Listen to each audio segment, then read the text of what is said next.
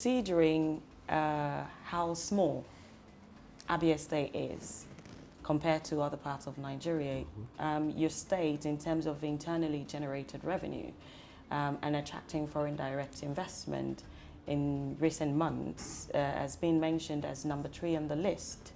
How did you manage to achieve that? Well, it's a process. In the first place, in 2015, we set goals for ourselves. One is to work hard on security. Abia is one of the safest states in Nigeria today. The next is the quality of the infrastructure we put in place. We started the regime of what we call rigid pavement. Most of the roads that I've commissioned between 2015 and now are actually rigid pavement. We do 12-inch concrete and then use asphalt as wearing course. So, and then we make sure we do drainage on 2 sides. These roads are capable of giving you a lifespan of about 40 years. Right. So the investors are looking at the durability of the infrastructure.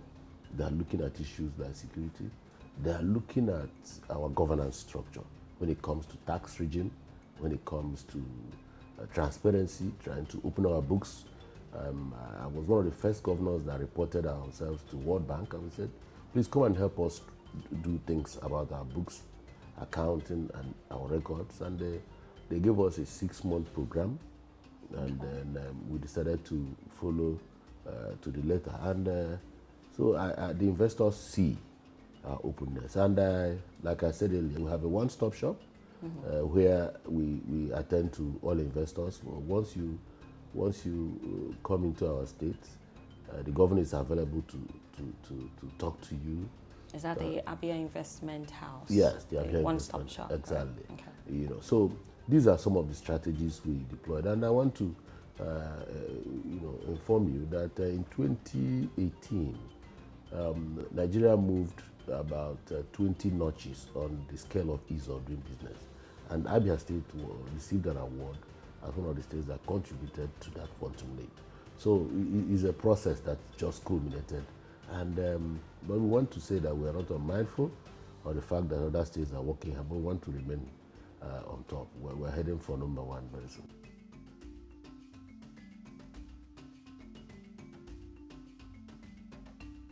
You know, essentially in the last number of years, SMEs have become the foundational end to driving economy of states. So governor, seeing that is the high point of his administration, to develop SMEs, he decided to found this Ministry of Small and Medium Enterprise Development. And that is one of the only, the only state in the entirety of Nigerian Federation that has a ministry supporting SMEs across the state. Governor having to do that was having this vision about everything that we're doing in terms of SMEs, making a hub, finding a hub in this place. So governor had to set up what we call the SMEs one-stop shop. The SMEs one-stop shop is essentially a hub of every institution that has to do one thing or the other into small business, bringing them here to become an inquiry station for every person doing small, medium, and micro business. For us, road infrastructure is an enabler. If I'm doing roads, I'm going to do roads that lead to the economic nodes. I did the road leading to Ariaria. 30 years before I came, you couldn't access Ariaria from anywhere, despite the fact that those people were there doing that business. So I said, well, this has to be a priority road.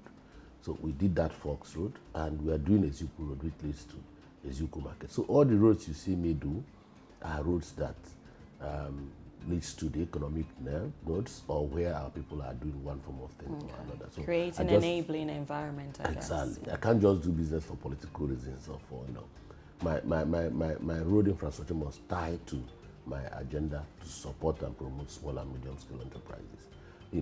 Going back to what I said earlier, 1 million people cannot be ignored if you want to create a better life for your people. So you must do everything possible within the time frame you have to make life easier for them.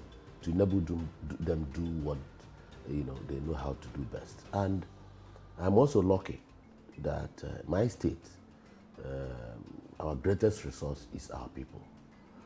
It's not about oil, it's not about nothing, it's about the capacity of the Abia man to create things with his hands. If you create enabling environment for my people, they'll be happy. They can work and employ others. So this is perhaps the reason why this government decided to mainstream small and medium scale enterprise, and that is the clincher all over the world. Any government, responsible government that ignores small and medium scale enterprises may not get it right at the end of the day. That's why we chose to go that way. Governor Okezia Ikpeazu recognizes the need for proper road networks that connect traders to ensure ease of business. The governor have in fact invested so much in road network because that was one of the challenges we had in this state. But as it stands now, a whole lot of them has been done, completed 100%, and many more are still ongoing. These roads connect not only businessmen in the leather and textile industry, but also people in the agro-business, a step that complements the Abia State Poultry Cluster, another innovation of his government. So this place is the pilot scheme of the Abia State's Poultry Cluster. Governor Ikpeazu decided to go through another route to hold down all the variables, because for you to have a successful poultry business, you have the parent, you have vaccination, you have feeding, and you have the care and the management of the birds. So here we have 69 parents. Some have 500 and some have whole lot of them have 1,000 bird capacity pens. You have all the pens here. We supply the birds. We supply feed. We had, like you saw over there, the vet doctors who also work here and vaccinate the birds. And youths are selected, randomly from all the local governments, and they come in here. So a young person walks in here, empty-handed. We handed over 1,000 birds. When it gets to time to feed the bird, we go to the store. He gets a voucher and signs for feed for the bird. At the time of vaccination, a vet doctor goes and vaccinates the birds, and there's a pen attendant taking care of the bird all around to maturity. At maturity, the management of the cluster takes out the cost of feeding, cost of vaccination, and cost of management, and the youth gets a profit of that transaction. And when they graduate from the training, we also give them a number of birds to go and start off on their own. It has been so wonderful that the program, since it started, we have been benefiting from the day one of the program, starting from the theoretical part of it and the practical aspect of it. After we finished, we have been given 250 birds per person to rear, and after which the off-taker takes off the product from us, we have been given the profit margin that is attached to it. And so far so good since then. We have been running series of cycles, and it has been putting food on our tables. It has been helping us. And as I stand to speak now, few of my friends, we have teamed up together to start up our own poultry business. About 600 birds, about 3 of us have started running our own private poultry business on our own side. A lot of investors will come into Abia, and we want them to come in so that Abia can grow from strength to strength. A lot of things he's doing. By his grace, before he will leave office, Abia will turn to something else. For foreign direct investors that are looking at coming into Abia State, what should they expect? They should expect, one, that the governor will be here to welcome them with open hands. Two, that we are creating an environment that will make them feel really at home. We see them as destiny helpers. We see them as people that have come to support growth in my state.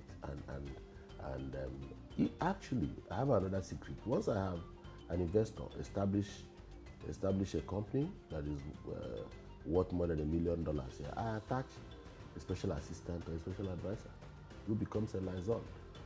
So nobody goes to that place to mess. If you go there, I'll get a report within 2 hours, and then I will intervene. So I think I need to get $1 million to invest in your estate. So perhaps I can get someone to. you're welcome.